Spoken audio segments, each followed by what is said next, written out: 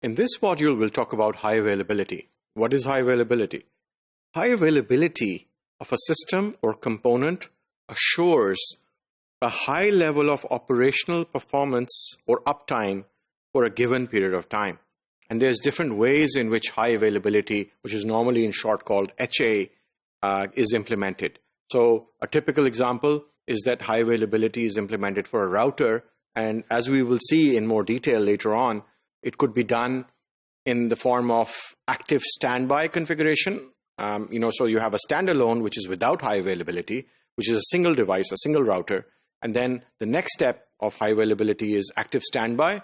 When the primary fails, it will shift over to the standby device. And the third level is active-active, where there is load sharing, and it's the most expensive form of high availability. So high availability is a network strategy or a complete system level architecture strategy. And you can implement this across the IT enterprise.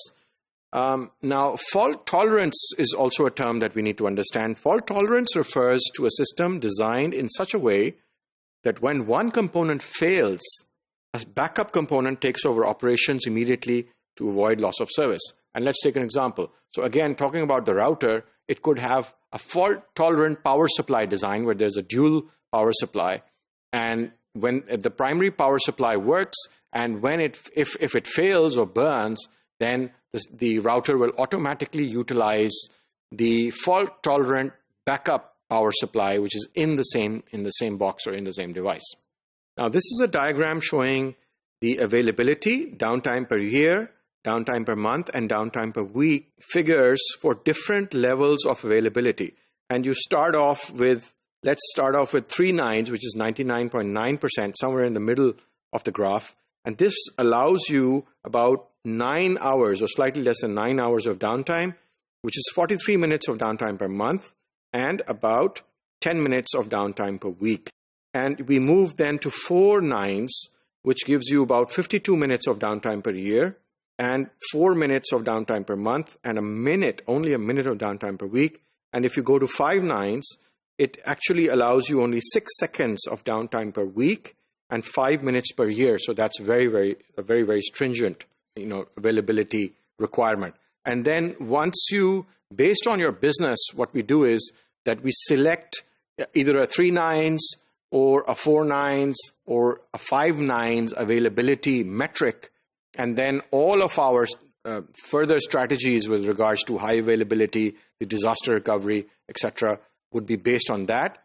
And selecting this figure of availability actually depends on the type of the organization, the criticality of the service, and the business impact if the service goes down. So high availability is designed in the following manner. First, at a system level, and here I don't mean the computer, I mean the entire system, the entire IT setup, which would be the data center or the service being delivered. Then at a device level.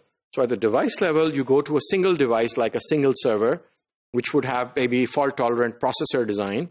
And then you have devices which are combined together so that you have a fault-tolerant environment like a cluster, a server cluster, in which several servers are combined together. And then you have an alternate site level, high redundancy also, which is designed.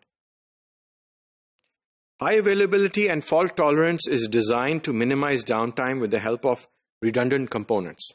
And disaster recovery is different because a pre-planned approach is used in disaster recovery for re-establishing IT functions at an alternate site if the primary site is no longer usable. And that's all we have for this module. Thank you.